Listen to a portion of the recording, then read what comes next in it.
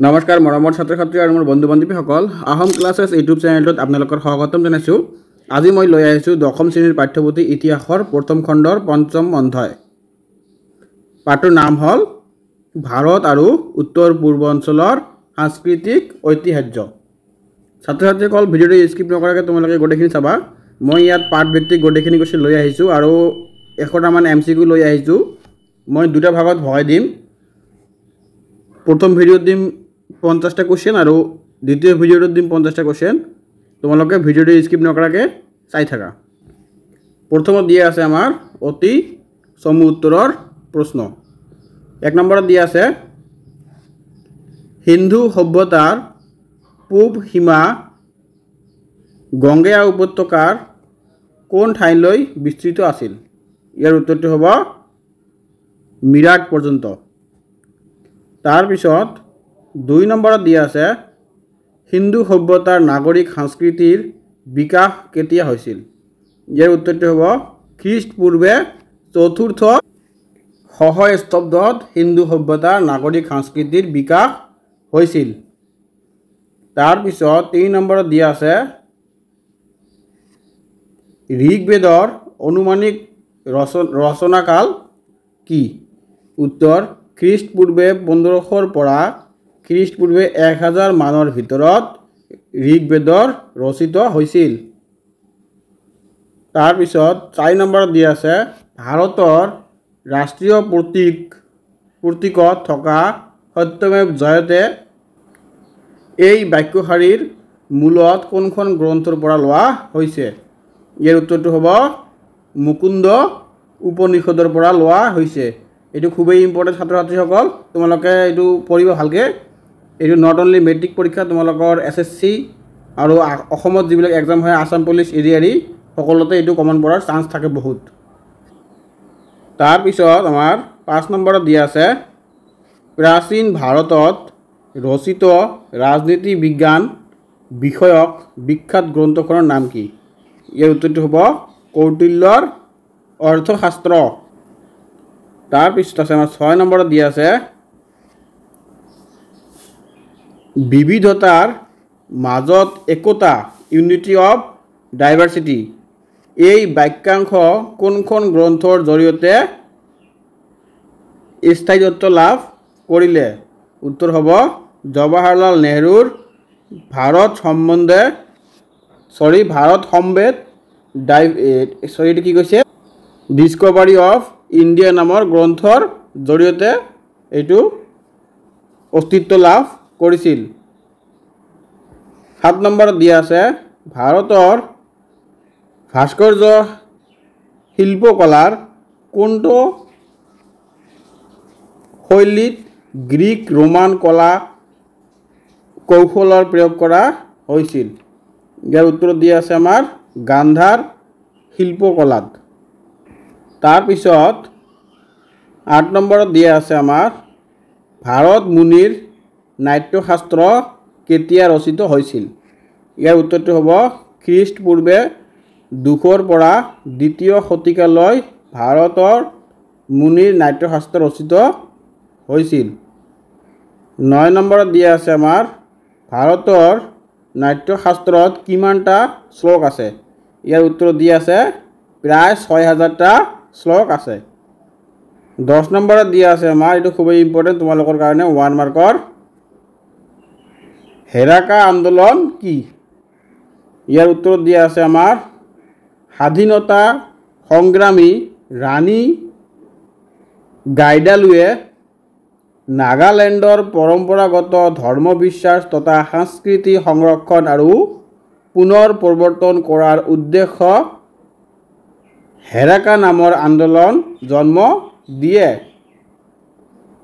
11 নম্বৰত দিয়া আছে আমাৰ নাগালেণ্ডৰ হৰ্ণবিল উৎসৱ কি জীৱৰ নামত উৎসৰ্গিত? ছাত্ৰ ছাত্ৰীসকল এইটো খুবেই ইম্পৰ্টেণ্ট তোমালোকৰ কাৰণে। হৰ্ণবিল ফেষ্টিভেল এইটো নাগালেণ্ডত চেলিব্ৰেট কৰা হয়, মানে উদযাপন কৰা হয়। তোমালোকে এইটো চাই ল'বা। নট অনলি মেট্ৰিক, তোমালোকৰ ADRE আৰু SSCটো আহি থাকে, তোমালোকে ভালকৈ চাই ল'বা। এইটো হ'ব ধনেশ পক্ষীৰ কাৰণে হৰ্ণবিল ফেষ্টিভেলটো চেলিব্ৰেট কৰে নাগাসকলে। তাৰপিছত 12 নম্বৰত দি আছে চপচৰ কুট কোনটো ৰাজ্যৰ পৰম্পৰাগত উৎসৱ। এইটো খুবেই ইম্পৰ্টেণ্ট। চপচৰ কুট কোনটো ৰাজ্যৰ পৰম্পৰাগত উৎসৱ? মিজোৰামৰ পৰম্পৰাগত উৎসৱ। এইটো তোমালোকৰ SSC আৰু ADR কাৰণে খুবেই ইম্পৰ্টেণ্ট কোৱেশ্চন। তাৰপিছত আছে 13 নম্বৰত মিজো শব্দৰ অৰ্থ কি? এইটো খুবেই ইম্পৰ্টেণ্ট, তোমালোকে চাই ল'বা। মিজো শব্দৰ অৰ্থ হ'ল পাহাৰৰ বাসিন্দা। মিজোসকলে পাহাৰত বাস কৰে বেছিভাগ মিজোই, সেইকাৰণে মিজো শব্দৰ অৰ্থ হৈছে পাহাৰৰ বাসিন্দা। উত্তৰ পূৰ্ব অঞ্চলৰ কোন ৰাজ্যত মাতৃতান্ত্ৰিক সমাজ ব্যৱস্থা প্ৰচলিত? এইটো হ'ব আমাৰ মেঘালয়। তোমালোকে জানাই মাতৃতান্ত্ৰিক মানে আমি যেনেকুৱা অসমত বিয়া হ'লে ল'ৰাৰ বিয়া হ'লে ছোৱালীক ল'ৰাৰ ঘৰত লৈ আহোঁ, ঠিক তেনেদৰে মেঘালয়ত যদি ছোৱালী বিয়া কৰে ল'ৰাক তেওঁৰ ঘৰত লৈ যায় আৰু সেই ছোৱালীৰ মাকৰ যিবিলাক সম্পত্তি আছে সেই সম্পত্তিৰ ভাগ লয়। সেইকাৰণে মেঘালয়ক মাতৃতান্ত্ৰিক দেশ বুলি ক'ব পাৰি। তাৰপিছত মণিপুৰী নৃত্য কি মূল বিষয় বস্তুক আলম কৰি গঢ়ি উঠিছে? ইয়াৰ উত্তৰত দিয়া আছে চৈতন্য মহাপ্ৰভুৰ শৈশৱ, কৃষ্ণলীলা ইত্যাদি বিষয়ক কেন্দ্ৰ কৰি। 16 নম্বৰত দিয়া আছে আমাৰ অসমৰ প্ৰাচীন নাম কি আছিল? উত্তৰ হ'ব অসমৰ প্ৰাচীন নাম আছিল প্ৰাগজ্যোতিষপুৰ আৰু কামৰূপ। ছাত্ৰ ছাত্ৰীসকল এইটো খুবেই ইম্পৰ্টেণ্ট তোমালোকৰ কাৰণে, নট অনলি মেট্ৰিক, এইটো তোমাৰ ADR খুবেই ইম্পৰ্টেণ্ট হয়। তাৰপিছত 17 নম্বৰত দিয়া আছে আমাৰ কি বড়ো মূলীয় শব্দৰ পৰা অসম নামটো উৎপত্তি হোৱা বুলি অনুমান কৰা হৈছে? ইয়াৰ উত্তৰটো হ'ব হাছম শব্দৰ পৰা। হাছম শব্দৰ পৰা আমাৰ অসম নামটোৰ উৎপত্তি হোৱা বুলি অনুমান কৰা হয়। তাৰপিছতটো হ'ব 18 নম্বৰ চৰ্যপদ মানে কি?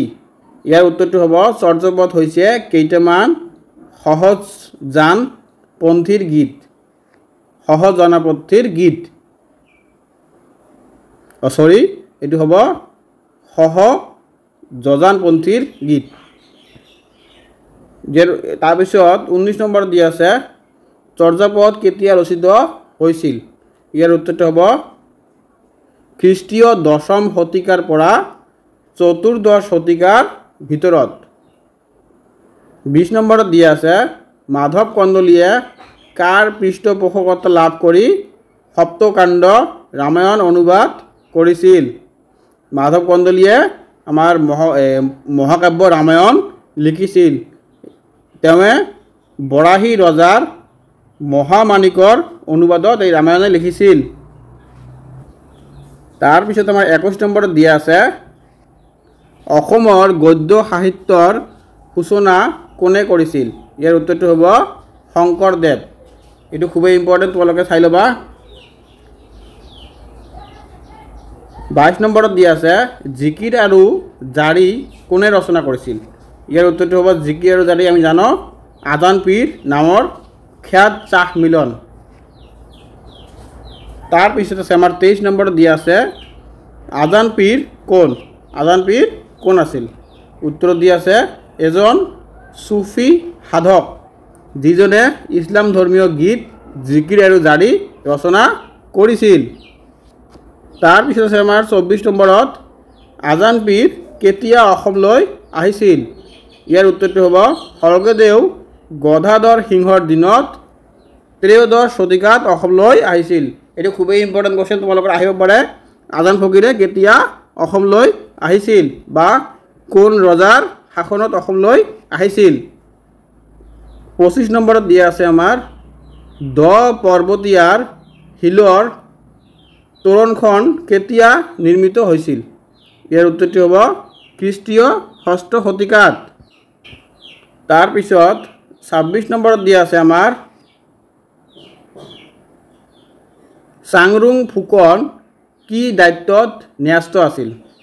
ইয়াৰ উত্তৰটো হ'ব আহোম শাসন ব্যৱস্থাত মঠ মন্দিৰ ৰাস্তা ঘাট প্ৰসাদ ঘৰ দুৱাৰ আদিৰ নিৰ্মাণ কাৰ্য জোখ মাখ কৰি চোৱা চিতা কৰিবলৈ চাংৰুং ফুকন নামৰ বিষয়া এগৰাকী দায়িত্ব দিয়া হৈছিল।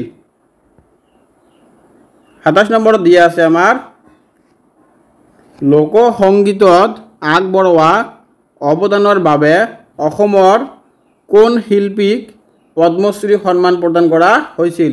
ইয়াৰ উত্তৰটো এইটো খুবেই ইম্পৰ্টেণ্ট, আমাৰ প্ৰতিমা পাণ্ডে বৰুৱা। ২৮ নম্বৰত দিয়া আছে আমাৰ অসমৰ প্ৰথম বাৰ্তা আলোচনীখনৰ নাম কি? বাৰ্তা আলোচনীখনৰ নাম কি? ইয়াৰ এনচাৰটো হ'ব অৰুণোদয়।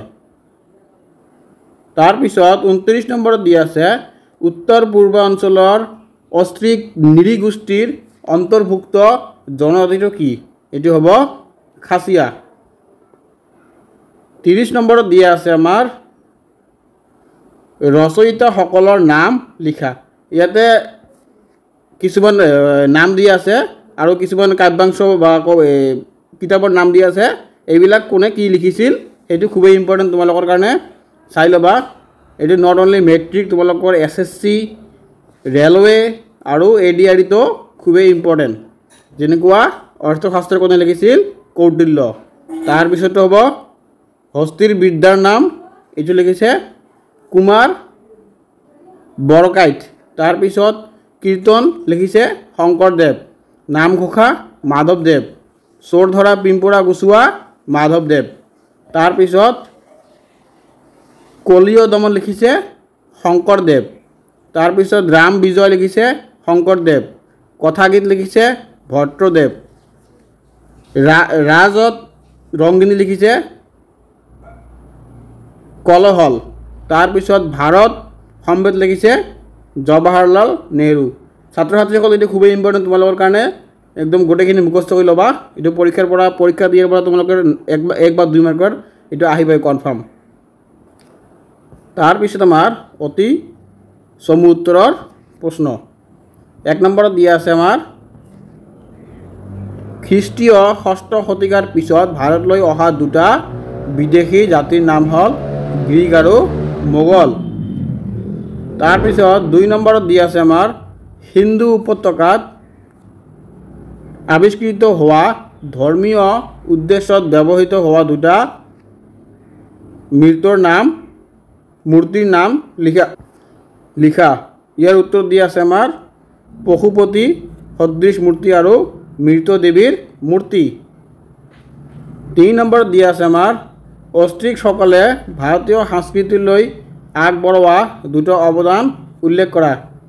ইয়াৰ উত্তৰত দিয়া আছে আমাৰ ধান খেতি কৰা, কুঁহিয়াৰৰ পৰা গুড় তৈয়াৰ কৰা কৌশল। তাৰপিছত 4 নম্বৰত দিয়া আছে আমাৰ ভাৰতীয় সংস্কৃতিত বৰ্ণাঢ্যতা সৃষ্টিৰ ক্ষেত্ৰত ভৌগোলিক পৰিস্থিতিয়ে কিদৰে ভূমিকা গ্ৰহণ কৰিছে? ইয়াৰ উত্তৰটো হ'ব আমাৰ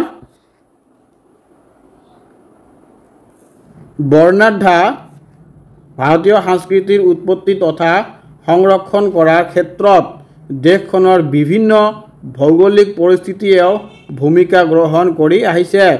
কৃষি উপযোগী সাৰুৱা ভূমি, যাতায়াত যোগাযোগৰ বাবে সুচলতা আৰু প্ৰাকৃতিক সম্পদৰ গুণত কোনো অঞ্চল হয়তো আৰ্থিকভাৱে অধিকতৰ সচ্ছল আৰু অন্য সংস্কৃতিৰ সৈতে সংঘাই হৈছে। আকৌ অন্য কোনোটো অঞ্চল হয়তো এই সুবিধাবোৰৰ অভাৱত বিচ্ছিন্ন হৈ কৃষ্টসাধ্য জীৱন যাপন কৰিবলগীয়া হৈছে। তাৰপিছত আমাৰ 5 নম্বৰত দিয়া আছে বেদৰ 4খন সংহিতাৰ নাম লিখা। ইয়াৰ উত্তৰত দিয়া আছে ঋগ্বেদ, যজুৰ্বেদ, সামবেদ আৰু অথৰ্ববেদ। ছাত্ৰ ছাত্ৰীসকল তোমালোকৰ এইটো কুৱেশ্যন আহিব পাৰে যে আটাইতকৈ পুৰণি বেদ কোনখন? এইটো আটাইতকৈ পুৰণি বেদ আমাৰ হ'ব ঋগ্বেদ। এইটো খুবেই ইম্পৰ্টেণ্ট, তোমালোকে চাই ল'বা। 6 নম্বৰত দিয়া আছে অশোকৰ দ্বাদশ মুখ্য শিলালিপিত ধৰ্মীয় উদাৰতাৰ বিষয়ে কি কথা লিখা আছে? ইয়াৰ উত্তৰত দিয়া আছে আমাৰ এই লিপিত কোৱা হৈছে কোনেও একমাত্ৰ নিজৰ ধৰ্মটোকে প্ৰশংসা কৰি আনৰ ধৰ্মক হীন বুলিব নালাগে, বৰং সকলো ধৰ্মৰ সাৰ গ্ৰহণ কৰি সম্ভৱময় বাট মুকলি কৰিব লাগে। তাৰপিছত আমাৰ 7 নম্বৰত দিয়া আছে সাংস্কৃতিক বহুতত্ববাদ মানে কি? ইয়াৰ উত্তৰত দিয়া আছে সাংস্কৃতিক বহুতত্ববাদে কোনো এখন সমাজৰ সাংস্কৃতিক বিবিধতা আৰু ইয়াৰ প্ৰতি থকা শ্ৰদ্ধাৰ মনোভাৱক বুজায়। 8 নম্বৰত দিয়া আছে আমাৰ ভাৰতৰ প্ৰাচীন যুগৰ দুগৰাকী বৈজ্ঞানিক নাম লিখা। ভাৰতৰ এইটো খুবেই ইম্পৰ্টেণ্ট তোমালোকৰ কাৰণে 1 নম্বৰ আহিব পাৰে, আৰ্যভট্ট আৰু ব্ৰহ্মগুপ্ত। 9 নম্বৰত দিয়া আছে প্ৰাচীন ভাৰতৰ দুখন চিকিৎসা শাস্ত্ৰৰ নাম লিখা। চৰক সংহিতা আৰু সুশ্ৰুত সংহিতা। তাৰপিছত 10 নম্বৰত দিয়া আছে ভাৰতীয় চিত্ৰকলাক কি কি ভাগত ভগাব পাৰি? ইয়াৰ উত্তৰটো হ'ব 2টা ভাগত ভগাব পাৰি। সেই ভাগকেইটা হৈছে বৃহদাকাৰ দেৱাল চিত্ৰ আৰু ক্ষুদ্ৰ আকাৰ চিত্ৰ। 11 নম্বৰত দিয়া আছে আমাৰ চিত্ৰকলাৰ প্ৰতি পৃষ্ঠপোষকতা আগবঢ়োৱা দুগৰাকী মোগল বাদশ্বাহৰ নাম লিখা। শ্বাহজাহান আৰু জাহাংগীৰ। 12 নম্বৰত দিয়া আছে আমাৰ ক্ষুদ্ৰকাৰ চিত্ৰযুক্ত অসমৰ দুখন সাঁচিপতীয়া পুথিৰ নাম লিখা। লৱ কুশল যুদ্ধ আৰু গীতা গোবিন্দ। তাৰপিছত আমাৰ 13 নম্বৰত দিয়া আছে হস্তীৰ বিদ্যাৰ্ণৱ গ্ৰন্থখনৰ চিত্ৰকাৰৰ দুগৰাকীৰ নাম লিখা। ইয়াৰ উত্তৰটো হ'ব দিলবৰ আৰু দোচাই। এইটো খুবেই ইম্পৰ্টেণ্ট তোমালোকৰ কাৰণে। হস্তীৰ বিদ্যাৰ্ণৱ নামখনৰ দুগৰাকী চিত্ৰকাৰৰ নাম হ'ল দিলবৰ আৰু দোচাই। 14 নম্বৰত দিয়া আছে আমাৰ ঝুম খেতি মানে কি বুজা? উত্তৰত দিয়া আছে পাহাৰীয়া অঞ্চলত হাবি বন কাটি জুই লগাই মাটি মুকলি কৰি পৰম্পৰাগত সা সঁজুলিৰে যি খেতি কৰা হয় তাকে ঝুম খেতি বোলে। এইটো খুবেই ইম্পৰ্টেণ্ট তোমালোকৰ 1 নম্বৰৰ কাৰণে আহিব পাৰে। 15 নম্বৰত দিয়া আছে জেং বিহু মানে কি? উত্তৰ হ'ব বহাগত বিহুত উজনি অসমৰ মহিলাসকলে পুৰুষৰ আগচৰে নিৰ্জন স্থান অনুষ্ঠিত কৰা বিহু নৃত্য গীতৰ কাৰ্যসূচীকে জেং বিহু বুলি কোৱা হয়। 16 নম্বৰত দিয়া আছে আমাৰ ওজাপালিৰ 2টা ভাগৰ নাম লিখা। ইয়াৰ উত্তৰত দিয়া আছে বেচৰ ওজা আৰু সুকন্যানী ওজা। 17 নম্বৰত দিয়া আছে আমাৰ প্ৰাচীন ভাৰতবৰ্ষৰ দুগৰাকী দাৰ্শনিকৰ নাম লিখা। কপিল আৰু পতঞ্জলি। 18 নম্বৰত দিয়া আছে আমাৰ আহোম ৰাজ্যত কালত ৰচিত দুখন বুৰঞ্জীৰ নাম লিখা। ইয়াৰ উত্তৰটো হ'ব দেওধাই বুৰঞ্জী আৰু তুংখীয়া বুৰঞ্জী। এইটো খুবেই ইম্পৰ্টেণ্ট ছাত্ৰ ছাত্ৰীসকল, তোমালোকে 1 মাৰ্কৰ কাৰণে MCQ টাইপ কুৱেশ্যনৰ কাৰণে পঢ়ি ল'বা। তাৰপিছত 19 নম্বৰত দিয়া আছে আমাৰ বিহুৰ সহধৰ্মী হিচাপে নামনি অসমত উদযাপিত হোৱা 2টা স্থানীয় উৎসৱ উল্লেখ কৰা। ইয়াৰ উত্তৰটো হ'ব দৰং জিলাত উদযাপিত দেউল আৰু গোৱালপাৰা জিলাত উদযাপিত বাছ পূজা। তাৰপিছত আমাৰ 20 নম্বৰত দিয়া আছে দৰঙৰ দুবিধ লোকনৃত্যৰ নাম উল্লেখ কৰা। দৰং জিলাৰ দুবিধ লোকনৃত্যৰ নাম হ'ল ঢেপা ঢুলীয়া নৃত্য আৰু বৰ ঢুলীয়া নৃত্য। 21 নম্বৰত দিয়া আছে ভাৰতত থকা মূল নৃগোষ্ঠী কেইটা কি কি? অষ্ট্ৰিকসকল আৰু নিগ্ৰ গোষ্ঠী। তাৰপিছত মংগোলীয় গোষ্ঠী, আৰ্যভাষী, নিৰ্দিক, তাৰপিছত দ্ৰাবিড়সকল আৰু পশ্চিমৰ প্ৰশস্ত মস্তিষ্কি। তাৰপিছত আমাৰ 12 নম্বৰত দিয়া আছে ভাৰতীয় সংস্কৃতিত অনৈক্যৰ মাজত একতা সৃষ্টিকাৰী তিনিটা কাৰক উল্লেখ কৰা। ইয়াৰ উত্তৰত দিয়া আছে আমাৰ ভাৰতীয় সংস্কৃতিত অনৈক্যৰ মাজত একতা সৃষ্টিকাৰী তিনিটা কাৰক হ'ল সাংস্কৃতিক বহুতত্ত্ববাদ, তাৰপিছত খ নম্বৰ বিভিন্ন যুগৰ সাম্ৰাজ্যৰ দ্বাৰা সৃষ্টি হোৱা ৰাজনৈতিক একতা, আৰু গ নম্বৰ বিভিন্ন শাসকে অক্ষুণ্ণ ৰখা ধৰ্মীয় আৰু সাংস্কৃতিক একতা। 23 নম্বৰত দিয়া আছে আমাৰ প্ৰাচীন ভাৰতৰ স্থাপত্য নিদৰ্শনসমূহক ঘাইকৈ কি ভাগত ভগোৱা হৈছে। ইয়াৰ উত্তৰত দিয়া আছে আমাৰ প্ৰাচীন ভাৰতৰ স্থাপত্য নিদৰ্শনসমূহক ঘাইকৈ উত্তৰ ভাৰতীয় নাগৰ, দক্ষিণ ভাৰতীয় দৰিদ্ৰ আৰু বিন্দা আৰু কৃষ্ণ নদীৰ মাজভাগত দেখিবলৈ পোৱা বেচৰ শৈলীত ভগোৱা হৈছে। তাৰপিছত আমাৰ 24 নম্বৰত দিয়া আছে ভাৰত আৰু উত্তৰ পূৰ্বাঞ্চলৰ সাংস্কৃতিক ঐতিহ্যৰ ক্ষেত্ৰত সাংস্কৃতিক একতাৰ জালিকা বুলি কি বুজোৱা লিখা। ইয়াৰ উত্তৰত দিয়া আছে আমাৰ ভাৰতবৰ্ষক সাংস্কৃতিক একতাৰ জালিকা বুলি বুজাব বিচৰা হৈছে হিন্দু সভ্যতা, বৈদিক সভ্যতা আৰু আৰ্য সভ্যতাৰ ভিন্ন গোষ্ঠী যেনে দ্ৰাবিড়, আৰ্যভাষী, নিৰ্দিক, প্লট, অষ্ট্ৰলয়ট, নিগ্ৰো, মংগোলীয়, ৱেষ্টাৰ্ণ, ব্ৰাছিচেফালিক আদিৰ প্ৰভাৱৰ পৰিণতিত ভাৰতৰ ঐতিহ্য গঢ়ি উঠাৰ দৰে উত্তৰ পূৰ্বাঞ্চলতো মংগোলীয় আৰু অষ্ট্ৰিক নৃগোষ্ঠীৰ লোকৰ পৰাই কালক্ৰমত উত্থান হোৱা ভালেমান জাতি জনজাতিৰ প্ৰভাৱত এক বৈশিষ্ট্য সম্পন্ন ঐতিহ্য গঢ়ি উঠিছে। তাৰপিছত আমাৰ 25 নম্বৰত দিয়া আছে ইউনেস্কোৰ দ্বাৰা বিশ্ব ঐতিহ্য ক্ষেত্ৰ হিচাপে তালিকাভুক্ত হোৱা ভাৰতৰ তিনিটা স্থাপত্য উল্লেখ কৰা। ইয়াৰ উত্তৰ হ'ব আমাৰ ইউনেস্কোৰ দ্বাৰা বিশ্বৰ ঐতিহ্য ক্ষেত্ৰ হিচাপে তালিকাভুক্ত হোৱা ভাৰতৰ তিনিটা স্থাপত্য হৈছে তাজমহল প্ৰথমটো, দ্বিতীয়টো হ'ব অজন্তাৰ গুহা, অজন্তা কেভ, এইটো খুবেই ইম্পৰ্টেণ্ট, তোমালোকৰ অজন্তা কেভ আহি থাকে, আৰু এটা হ'ল সাঁচীৰ স্তূপ, এইটো হ'ব সাঁচীৰ স্তূপ।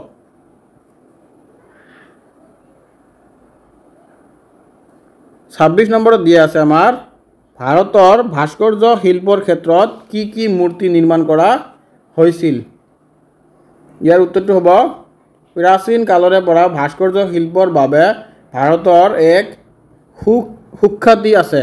গৌতম বুদ্ধ, মহাবীৰ, হিন্দু ধৰ্মী বিভিন্ন দেৱ দেৱী, যক্ষ যক্ষিণী, অপেশ্বৰী, বৌদ্ধ ধৰ্মৰ লগত জড়িত বিভিন্ন জীৱ জন্তুৰ মূৰ্তি আদি কৰিছিল। 27 নম্বৰত দি আছে ভাৰতৰ ভাস্কৰ্য শিল্পকলাৰ তিনিটা প্ৰধান শৈলী কি? উত্তৰত দি আছে ভাৰতৰ ভাস্কৰ্য শিল্পকলাৰ তিনিটা প্ৰধান শৈলী হৈছে ক নম্বৰ গান্ধাৰ শিল্পকলা, তাৰপিছত মথুৰা শিল্পকলা আৰু অমৰাৱতী শিল্পকলা। তাৰপিছত আমাৰ 28 নম্বৰত দিয়া আছে দেৱাল চিত্ৰৰ নিদৰ্শন থকা ভাৰতৰ তিনিখন ঠাইৰ নাম উল্লেখ কৰা। উত্তৰ হ'ল দেৱাল চিত্ৰৰ নিদৰ্শন থকা ভাৰতৰ তিনিখন ঠাইৰ নাম হৈছে 1 নম্বৰ অজন্তাৰ দেৱাল চিত্ৰসমূহ মহাৰাষ্ট্ৰত আছে, তাৰপিছত বাঘৰ দেৱালৰ চিত্ৰসমূহ মধ্যপ্ৰদেশ আৰু চিত্তনাৱাচালৰ দেৱাল চিত্ৰসমূহ তামিলনাডুত আছে। তাৰপিছত চিত্ৰকলাৰ সৰাংগ মানে কি বুজা? উত্তৰত দিয়া আছে খ্ৰীষ্টপূৰ্বে প্ৰথম শতিকাতে চিত্ৰ অংকনৰ বাবে প্ৰয়োজনীয় 1 নম্বৰত আকৃতি, জোখমাখ আবেগ অনুভূতি প্ৰকাশক কৌশল। 4 নম্বৰ আছে কলাত্মক উপস্থাপন। 5 নম্বৰ আছে সাদৃশ্য জ্ঞান। 6 নম্বৰ আছে তুলিকা ব্যৱহাৰ নিয়মৰ চৰ্চা হিচাপে যাক চিত্ৰকলাৰ সৰাংগ বুলি জনা যায়। 30 নম্বৰত দিয়া আছে আমাৰ ভাৰতৰ যোগ বিদ্যাৰ বিষয়ে চমুকৈ লিখা। ইয়াৰ উত্তৰটো হ'ব যোগ বিদ্যা ভাৰতৰ এক গৌৰৱময় সাংস্কৃতিৰ ঐতিহ্য আৰু সমগ্ৰ মানৱ সমাজলৈ এই অনবদ্য অৱদান। হিন্দু সভ্যতাৰ সময়তে ভাৰতবাসীসকল যৌগিক জ্ঞানৰ অধিকাৰী আছিল বুলি অনুমান কৰিব পাৰি। বৈদিক যুগত এই বিদ্যাৰ বহুল চৰ্চা হৈছিল। অনুমানিক খ্ৰীষ্টীয় 2য় শতিকাত মহৰ্ষি পতঞ্জলীয়ে যোগসূত্ৰ নামৰ গ্ৰন্থ সংকলন কৰি এই বিদ্যাক এক সুসংগত ৰূপ দিয়ে। তেওঁ এই বিদ্যাক শাৰীৰিক মানসিক আৰু আধ্যাত্মিক সৎকাৰ্য সাধনাৰ এক সচেতন সক্ৰিয় পদ্ধতি হিচাপে আৰু জীৱন যাপনৰ সম্পূৰ্ণ প্ৰণালী হিচাপে এক দৰ্শনৰ ৰূপ গঢ় দিয়ে।